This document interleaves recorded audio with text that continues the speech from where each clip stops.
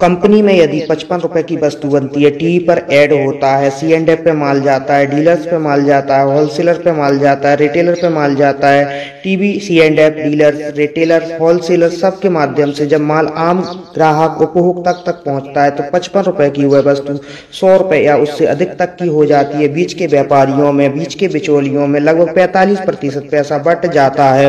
एक दिन में यदि एक व्यक्ति 100 रुपए खर्च करता है तो उसका सीधा सीधा 45 रुपया उस व्यक्ति ने बीच के व्यापारियों को, बीच के बिचौलियों को, टीवी पर ऐड करने वाले C&F, डीलर, होलसेलर, रिटेलर सभी लोगों को दे दिया। अपनी जेब का सीधा सीधा 100 रुपए में से 45 रुपए उसने उन बीच के व्यापारियों के लिए कमाया। यह कह सकते हैं यदि एक परिवार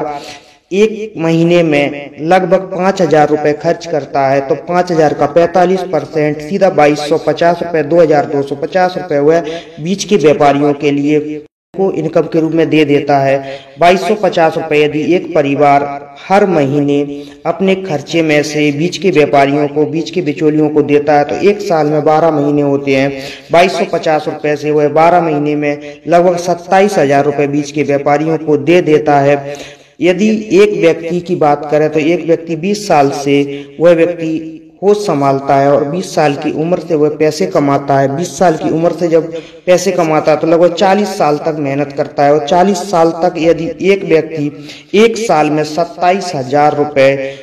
वार्षिक रूप से देता है तो वह 40 साल में 10,80,000 रुपए बीच के बिचौलियों को दे देता है। यह दोस्तों भारत के आम उपभोक्ता की स्थिति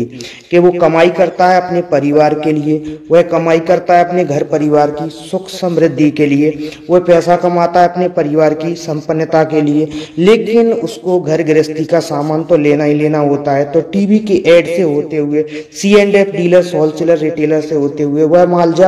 उस उपभोक्ता तक पहुंचता है तो 40 साल जो मेहनत करता है, लगभग 60 साल की उम्र में वह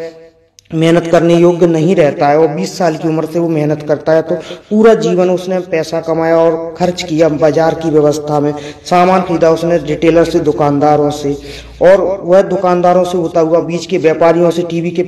माध्यम से होता हुआ वह माल जब उस उपभोक्ता तक पहुंचता है तो लगभग वह उपभोक्ता अपने 40 साल के सफर में लगभग 10,80,000 रुपए एक छोटे से छोटे मजदूर कैटेगरी का व्यक्ति भी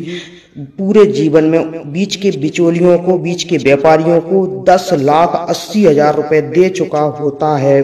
तो दोस्तों यह है विडंबना हमारे भारत की। इससे हमारा आम उपभोक्ता कभी भी अमीर नहीं बन सकता, कभी भी उसकी उन्नति नहीं हो सकती। इसीलिए डायरेक्ट सेलिंग, नेटवर्क मार्केटिंग की व्यवस्था से हर भारतीय को, हर